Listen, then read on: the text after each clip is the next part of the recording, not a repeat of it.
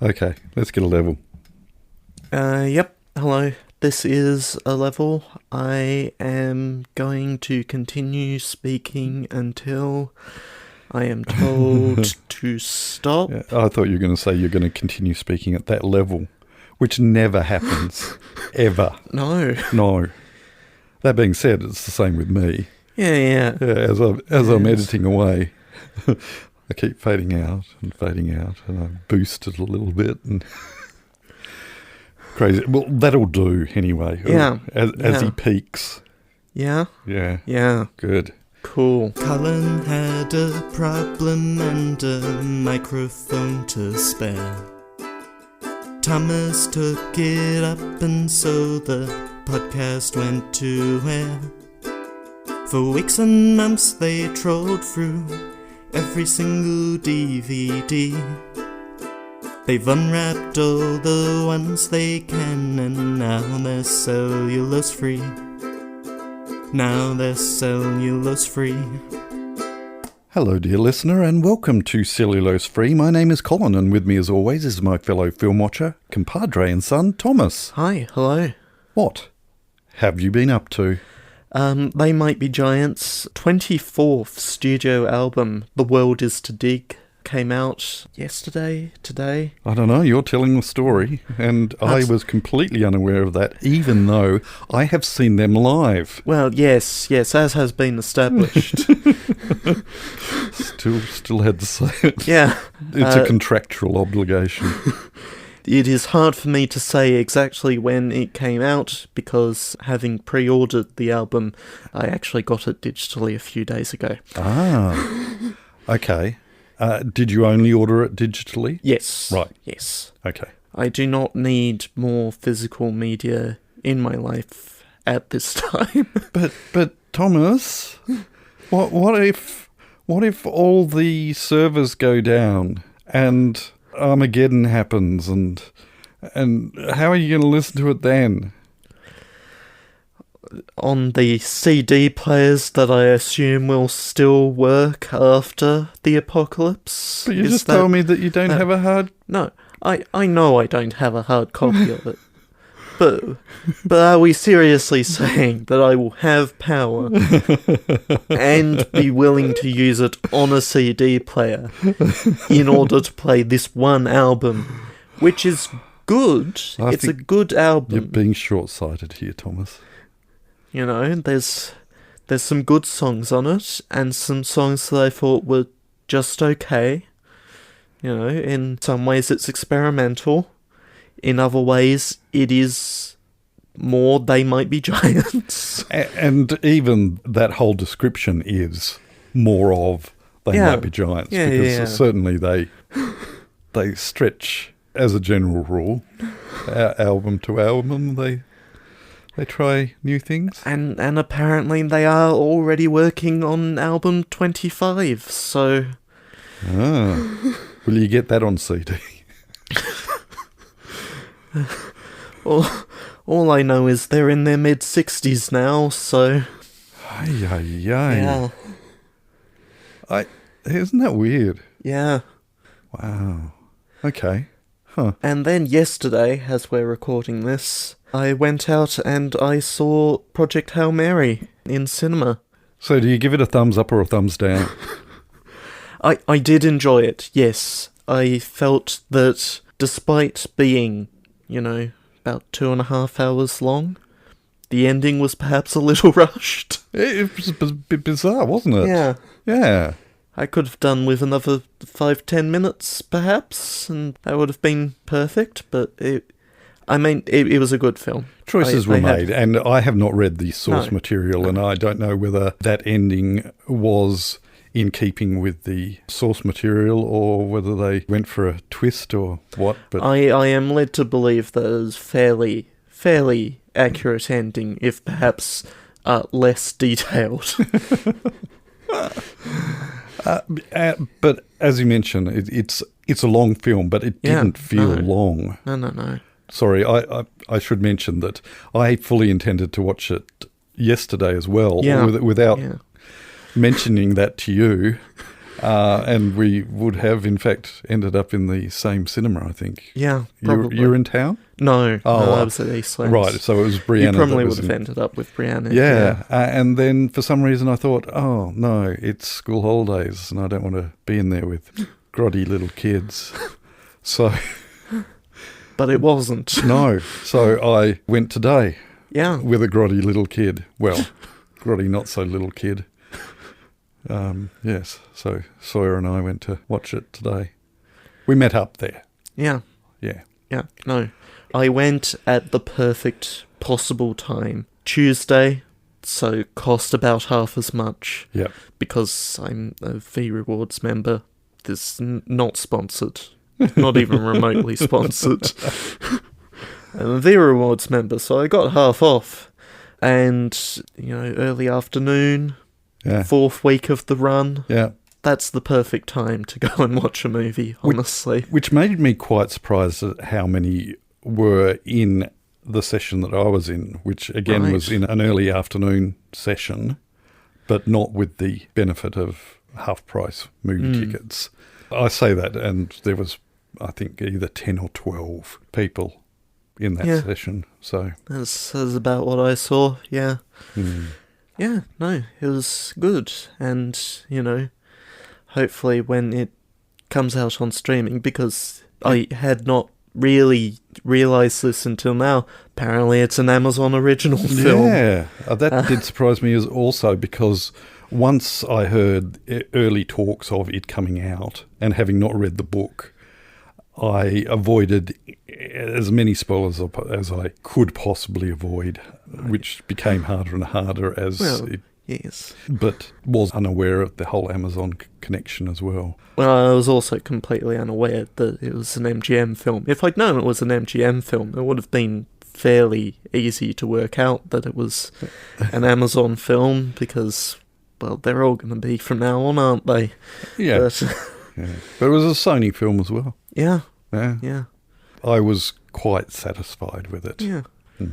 And then, late last night, I emailed into the Joint Standing Committee on Electoral Matters, and I was like, well, I haven't received an invitation to the Hobart hearing that's supposed to be on the 28th, but, you're looking for 5-minute statements. I can give a 5-minute statement if you want. And it's like, no, actually, we had a scheduling conflict and we haven't told anyone, but we're postponing it. Okay. Yeah. Right. So I guess that's not happening on the 28th or the 29th. Huh. They were coming down to Hobart and then heading up to Devonport, and that was going to be a thing. But I guess despite scheduling it like a month and a half in advance, they found a scheduling conflict. It still seems a little surreal since dear leader has said keep the status quo anyway. Yeah, well, that would be the brunt of my my statement, to be honest. It's just like, I feel like I've been run around somewhat here. Yeah. What? I mean, I guess I'm glad that the information can be passed on to the next committee, but... Yeah. Just a disappointing experience. I guess we could be happy with the fact that we don't end up with Brexit-like ramifications. Well, yes. So there's that. Huh. When is Tasmania ever going to Brexit? No, I meant in broader terms, in that having a leader suddenly make a decision that ends up with a result that nobody wanted. Yeah. Or people did decide that they wanted to because they got conned. Anyway, right. Anything else you've been up to? No. I've been trying to wrap up the few things that I had going on with Game Pass before the person in our family who was kindly supplying Game Pass to everyone decides not to do that because it got more expensive. Although apparently they want to bring the price down again, so all the leadership changed out, and it's like, well, obviously they were doing things wrong. Let's do things a different way. Ah, okay. Whether that actually comes to pass and whether it has any effect on us is... So have the new prices come into play? Yes, I believe so. Right. And I've been trying to wrap things up before today. Right. Is that when it stops? Yeah, that's when it stops, yeah. Okay. Yeah. Right. Did I actually get very much done? No, I played a few more hours of the game that I wasn't enjoying to see if it had changed. And it hadn't really. Right. It had changed a little, but not enough. I do not recommend the Crew Motorfest. It is not a very exciting game. It does not... Hang on, is this sort of playing on the nostalgia of The Crew, the game?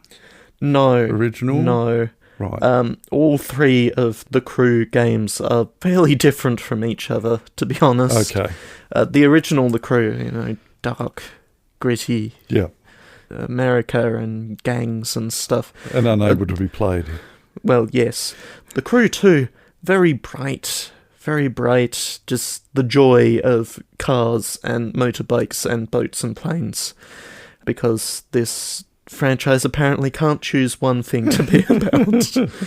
And then the Crew Motorfest, let's ignore the continental USA, let's go to Hawaii, and not really make particularly good use of the fact that it's set in Hawaii, but it's set in Hawaii. Good. Yeah. Oh, I've got to stop laughing like that.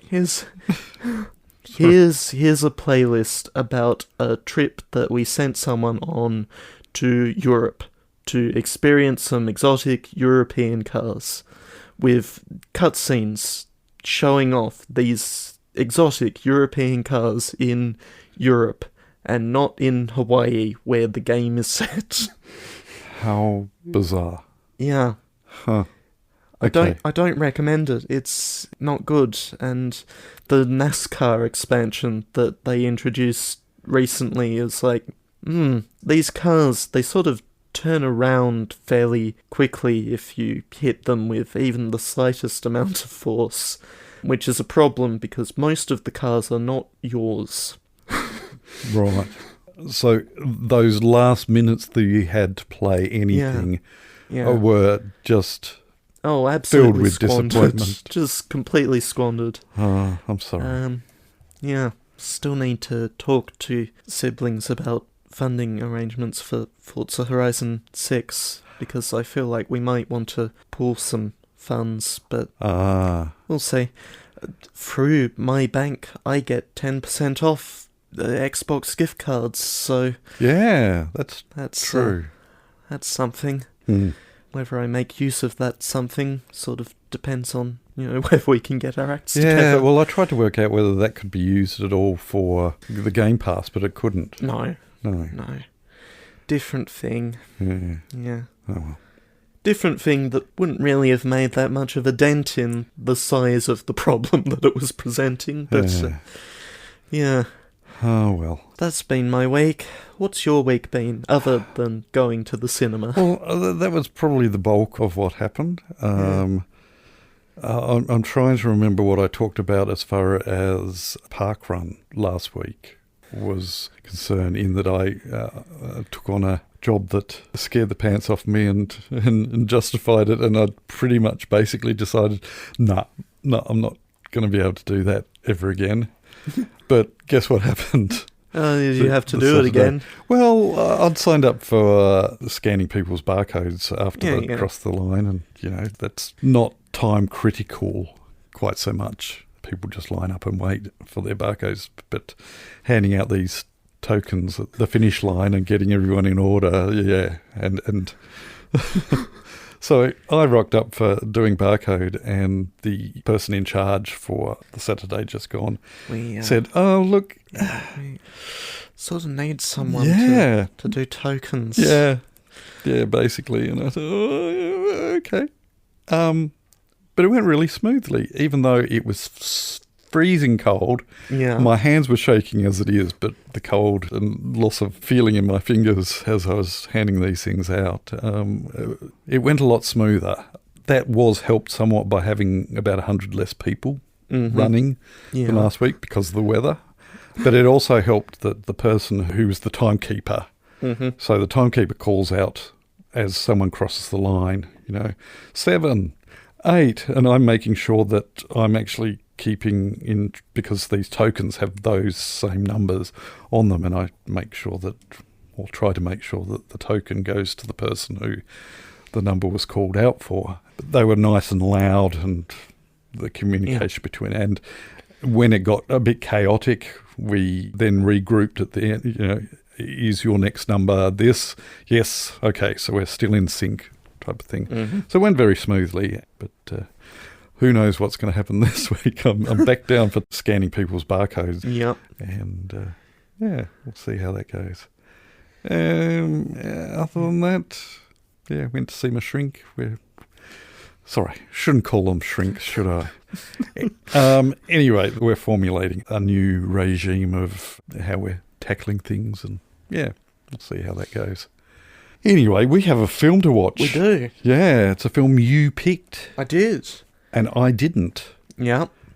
Although we do have some keenness, I hear, from certain parties who claim this particular series that you've decided to go through once more as firm favourites. So we will be accompanied by a couple of others as we watch it. What are we watching this week? We are watching the first film in the Herbie franchise, The Love Bug, which does not have the word Herbie in its title. No, which will make it extremely difficult for me to create a file name for.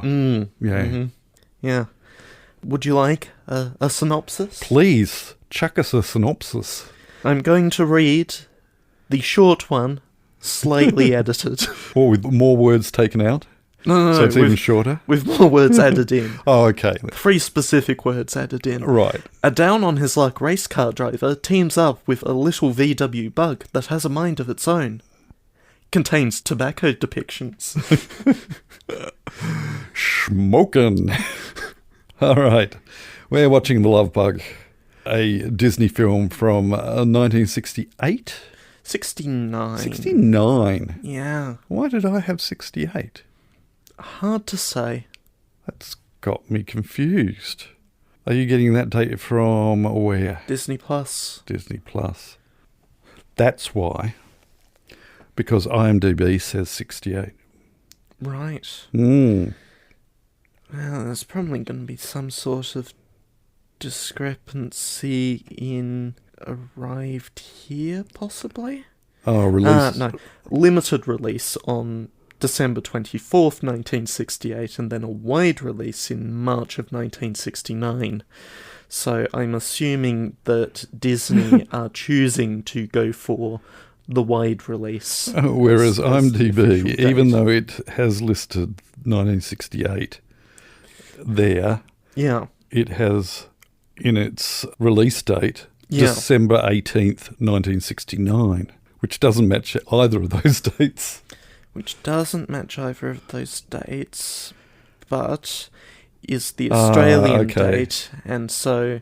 Yes, there it is. From a time when you could expect to wait 9 months in order to get something in Australia. Yeah. In fact, it looks like most of the world had to wait another year for it to... some a little less. Except for the Philippines, who only had to wait a week. Right. Hey, look, Iran got it before we did. Huh. Anyway, that's neither here nor there. It being a Disney film, we are going to watch it on Stan. On Disney Plus. We're going to watch it on Disney Plus. We could grab the discs off the shelf, but we're not going to. We're going to watch it, and then we're going to come back and talk about it. So we shall catch you on the flip side. Turn to side B. For beetle or bug? It could be either. I wonder if it does end up upside down and spinning. I know that there's one film where it spins around on its... There is definitely at least sort of one film. Curved roof. Yeah. And there's an upside down section. We'll get back to you. Yeah. On the flip side. Or not. We're stalling. The non-flip it's side. Because it's a manual, isn't it? Yeah. Okay. Roll the film, you mongrel.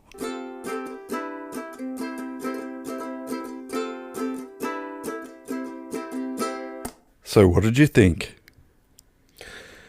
It's not a perfect film. I'm going to say that right off the bat.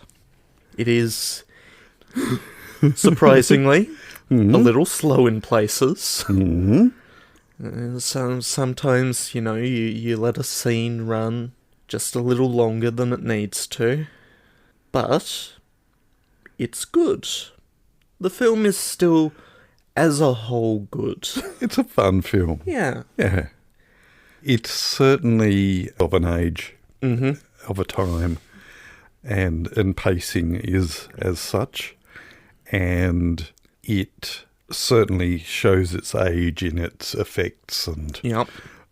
that being said... there's some cracking stunt work in there. Oh, my goodness. I mean, I had to laugh right at the beginning. During the opening credits, they've got cars racing. I mean, what a crazy idea having an intersection in a racetrack.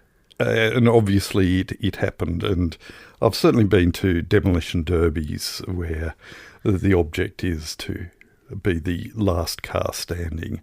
But I may entirely misunderstand the entertainment value versus racing, whether it was the equivalent of WWE or whatever they call the wrestling. Yep. That it's more show than sport type of thing. But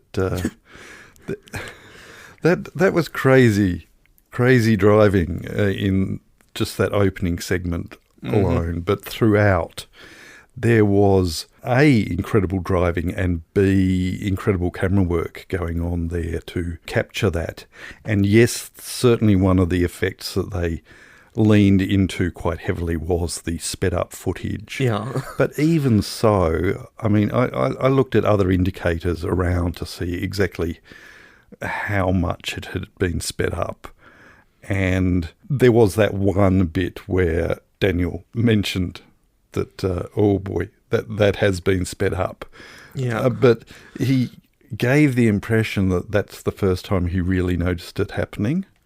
And that was certainly the most egregious segment.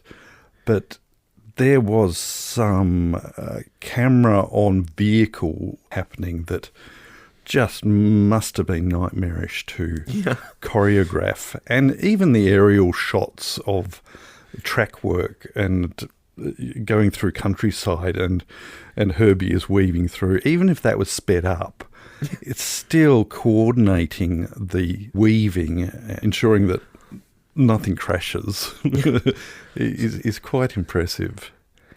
And I think they recognised that in the fact that in those same opening credits, way back in 1968, they were crediting the drivers. Oh, yeah. And that's the first time that I've really seen that as being a right up front and centre. They had a full slide, 2 columns in a fairly small font compared to the rest of the credits. Yep.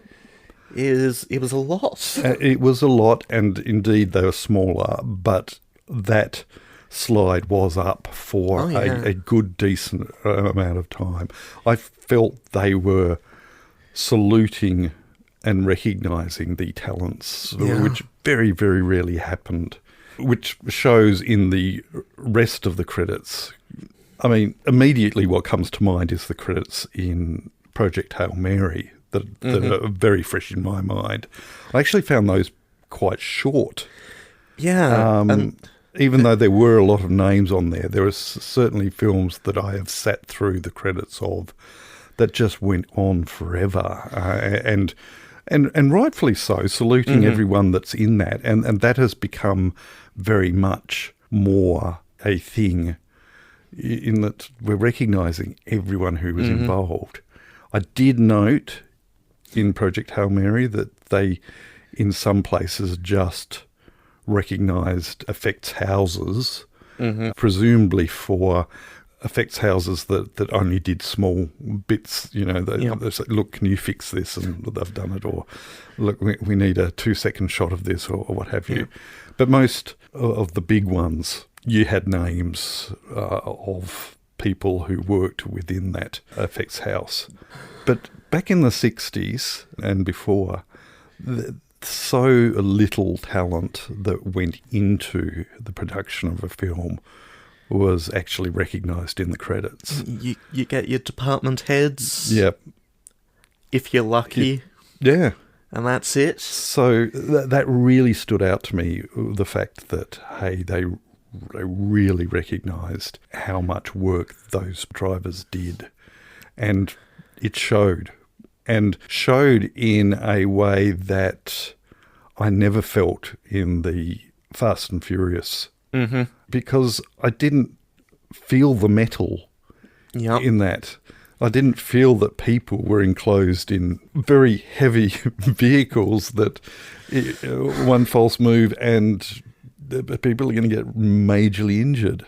Yeah. Whereas in The Love Bug, I felt that solidity and that peril that those drivers were actually putting themselves in to create what was great entertainment. It was fun. Yeah. I've pulled up a quote from the film here. Mm-hmm. This is from the pre-race briefing for the Eldorado. We've tried to reduce the rules to a minimum. Instead of all this technical namby-pamby there's so much of today, we're putting the emphasis on speed, endurance and courage, the way it used to be. As you know, this is open formula racing. Anything goes. Yeah, and it was actually quite topical.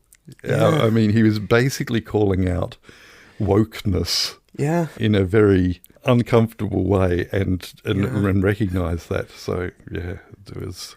All that technical namby-pamby, all those rules, they're mostly for safety. Yeah, and I guess that also made me a lot more, I guess... You don't go into a Herbie movie expecting realism. No. So there was that dichotomy going on of, yes, these drivers are putting themselves at risk, but there's also some ridiculous work going on that is defying physics and mm-hmm. But yes, excusing it by calling it namby-pambyism.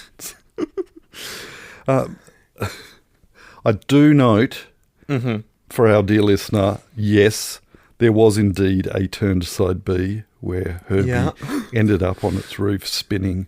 So it happened at least in this film. I guess we'll find out whether it ever happens again. Yeah. The other thing I noted was the precarious balancing act that screamed Italian Job. Yeah. And I had to quickly check back as to which came first, the Italian Job or this. And the Italian Job was released, in Australia at least, in October 1969. So Australians would have seen the Italian Job before they saw Herbie. Yeah. But Herbie was actually released or shown at cinemas, first showing, well before Italian Job.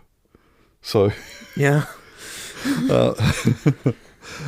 I am not suggesting in any way, shape or form the whole idea of having a vehicle precariously balanced on the edge of a precipice is an original idea or was stolen from one or other, but it must have been interesting in 1969 to have two films that had that kind of balance, peril and people moving and risking plummeting into the depths of a ravine.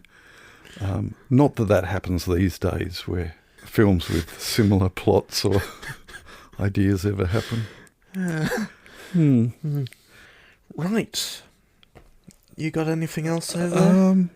No. I think I've covered everything. Okay, well, come back 4 weeks from now when we will experience the thrilling world of urban planning. Good. That's that is the plot of Herbie Rides Again. Herbie Rides Again. But until then, hang on. All right, there will be some other things that happen between now and 4 weeks' time. Yeah. Yeah. And I guess we'll get to that. Yeah. So we'll move on. The following segment has no title. Thank you. And we will start over on Discord with Entuosferatu, Hi, Entuosferatu. who on Discord posted a GIF of the He-Man what's going on, sort of tilting his head back and forth, going, hey! I didn't get a GIF. I didn't get a GIF either. Apparently, I'm tapping on it, and it's not coming up. Yeah, apparently they don't. I did make it a link to, but if it's not doing it, then No, it's not. Then I Follow can't. link. Yeah, Hang on. There we go. that wasn't that worth it. It was. A very, very long time ago, there was a He-Man cartoon, and then sometime later, someone decided, I'll make a parody music video for what's going on, just because it's good. It's a good piece of animation, but it was a strange thing. Mind you, I also had a what's going on moment sitting in the cinema today watching upcoming films. Yeah. And one of them was He-Man, Masters of the Universe. Yeah. I had no idea. And I had no idea that there were so many spaceships with lasers in He-Man. That's not the cartoon I remember. But anyway, please, Entuosferatu, do go on. Can't help it. In the stylism to realism scale, this filmmaking group / studio / whatever seems to continually pick the worst spot. Referring to, just as a reminder, dear listener, the whole Uncanny Valley motion capture of Zemeckis and et al. Yeah. Or et al. Who et al? It was him. Herbie will be another throwback to my youth of many live-action 60s to 70s era Disney films watched on terrible quality VHS, having been taped in the middle of the night during a free Disney Channel promotion week, along with Pollyanna and the Apple Dumpling Gang. See, we didn't even have VHS. My grandmother had a video recorder, and if we were lucky, we could get her to tape stuff for us, and then we'd go to her place to watch it. But no, we didn't have... We had a black and white television until I was in my teens. So, yeah. However, in that case, I'm suspecting that at least one Herbie movie we watched in black and white on Sunday afternoon when the wonderful world of Disney would throw movies at us. So, yep. Meanwhile, over on Facebook, Helen. Hi, Helen. So, Colin, it's been a week. Yes. Do you remember what Mars Needs Mums was about? I do indeed. Yes.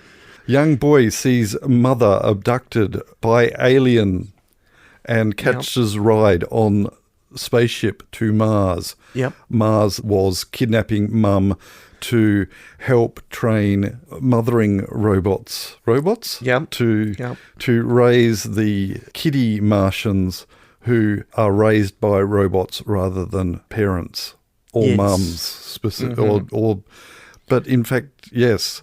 And the mums got the robots to raise the female babies, but the Neanderthal males raised the boy aliens. Yep. Shenanigans ensue. Yeah. The boy teams up with a female Martian who is also a graffiti artist. Yep. And manages to thwart the plans of frying mum's brain by the senior female in charge. Yep. And rescues the mother. Yep. And they manage to then... Now what happens? This is always my problem. How does a film end? Credits usually. Yeah, usually credits. Credits roll. There we go. See, now I'm wondering, do they end up staying? Someone does end up staying. Yes. It is neither the kid nor his mum. No, it is the graffiti artist. It's... Oh, and the as yet unmentioned... The as yet unmentioned grown-up previous kid whose mum... Oh, my goodness, how could I forget him? Yeah. Wow. Okay. What do I score, a 56%? Sure. Okay. Oh, well. There we go. I do surprise myself, actually. So, yeah. See, I give myself a 96, but I give the world a 56. Yeah. There we go. Helen continues, and I shall remain curious about Thomas's project. Maybe the details have been mentioned in one of the episodes I'm still to hear. Nope. That's actually the episode for Patreons only. No, you haven't missed anything. I have kept my cards well close to my chest. And I still have no idea. And probably will continue to do so until such time as I am less anxious or it is closer to an election. Where weeks before they announced that we throw out the whole preferential voting and go for first past the post. Yeah. Yeah. Yeah. Which will take us up to the guesses. So we have to wait until the next election to find out what the guesses were. Good. No. Oh, no. Sorry. Misunderstanding. The file name guesses. Mm-hmm. From last week's film, Mars Needs Mums. Yes. Going in chronological order. Mm-hmm. Starting with Entosferatu, who says, for the guess, given the restrictions and notes, Mrs. New Zealand Mums. That's M&M's, I think. No, well, there's Mrs. no New N Zealand, in there. It's just Mums. That's MRSNZMMS. Mers Nizmums. And Helen has gone with Ms. Nds. That's MZNDSMMS. Right. So both of you have jumped for a Z. Both of you have jumped for a Z. Or a Z. There is, indeed, a Z in the file name. And one of you has correctly identified where the Z should go. And indeed, correctly formulated a file name. Wow. So one of you, dear listeners, has earned themselves an arbitrary point. Yeah. Yeah. And that, dear listener, is... Drum roll. Dear listener, Helen. Well done, dear listener, Helen. Congratulations. Yeah, you get an arbitrary point. Hurrah! I have already looked at the you? Screen, yeah. And you're stunned. Yeah. I'm not that stunned. You're stunned and flummoxed. You will need all 8 characters. You will need to remember the rules. And I don't know, probably just don't think about articles. Articles aren't very helpful. No. If you have a file name guess, or a film suggestion, or comments on our comments, or on the film that we've watched this week, or indeed on whatever Colin's about to pull out, do let us know in all of the usual places, whether they be mentioned in the show notes, or be the places that you are listening. Yeah. Do get those in. Please. They will be much appreciated. We do love to hear from you. We do. But the time for hearing from you is over, and I think perhaps we should move on. Oh, we shall. Pick a film for next week so we can go to bed. Where we will discover that it is, as foreshadowed, your turn. Yes, and I've been reflecting on what Entosferatu said about the whole bad run. Yeah. And I also realised that last week in our discussion of bad runs, I think I neglected to mention one of the Robert Zemeckis involved films. You mentioned... I can recall that you mentioned Polar Express. Yep, so he directed that in 2004. Yep. I can recall A Christmas Carol, Yeah. which was the first of the two films out of the Zemeckis Disney Image Movers digital debacle. Yep, he directed that in 2009. Yeah. I can think of what this possibly could be. You forgot Monster House. In 2006, he was an executive producer of that. Still a little bit of Uncanny Valley there, but perfectly reasonable. Mm-hmm. Yep.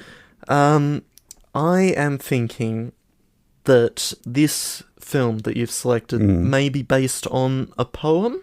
It might be. Yeah. Who would be the author of said poem? Oh. Who would be the author of said poem? If you could tell me, you would be impressing a whole heap of historians. Yeah. Yeah. Because they don't know. Great. Would this be the motion capture animated version of Beowulf? It would indeed be the motion capture version of Beowulf, which came between the executive produced by Robert Zemeckis Monster House in 2006 and Christmas Carol directed by Robert Zemeckis in 2009. It is the 2007 Beowulf directed by Robert Zemeckis. Just as a brief plot synopsis, I will kill your monster.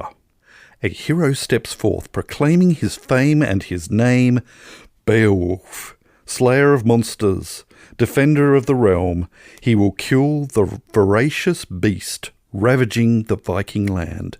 He will claim gold and kingdom as his reward. But will his unchecked ambition ultimately demand a terrible toll of him? Or of us. Or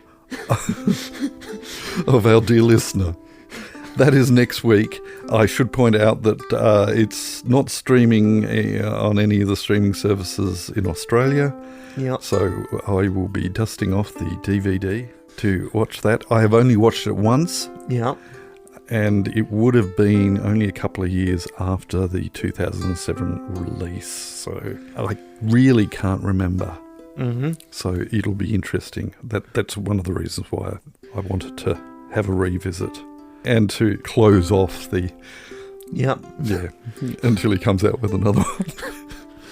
Next week, Beowulf. We hope that you can join us. But until then, we'll catch you next time. Bye. You have been listening to Cellulose Free. Your hosts were Colin, who produces and edits the show, and Thomas, who makes the artwork and music. Cellulose Free is recorded in the Deranged Cat Studios in scenic Tasmania, Australia. We keep track of our extensive physical media collection through My Movies, which we highly recommend. You can find links to that, as well as other places you can find us in the show notes. Cellulose Free is a Hi Hello production.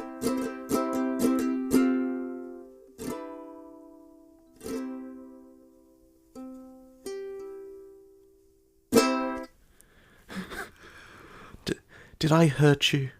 Is this what this is about? was 12 months of Fast and Furious too much for you? Yeah. I had to plot my revenge. Yeah. And Robert Zemeckis has just filled that what is the word I'm looking for? Niche? Well, see, that's where I was heading, but that doesn't sound right. He, in fact, probably saying filling. He is the arrow to my bow. I don't know. I'm stopping. Good call.